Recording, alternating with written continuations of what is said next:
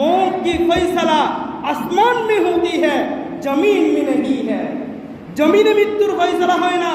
আজকে এত ভয়, হাঙ্গামা দাঙ্গা, এত কিছু হয়, শুধু শেষ করে দিবে, এই করে দিবে, সেই করে দিবে, কিছুই পারবে না, কারণ ফয়সালা কার? আল্লাহ। এই জন্য আল্লাহ বলছেন ফাইদা জাআ আজালুহুম লা ইস্তাখিরুনা সাআতাও ওয়া লা ইস্তাকদিমুন। মৃত্যুর ফয়সালা এটা একমাত্র আল্লাহই নির্ধারণ করেন। এক সেকেন্ড আগেও হবে না, এক সেকেন্ড পরেও হবে না।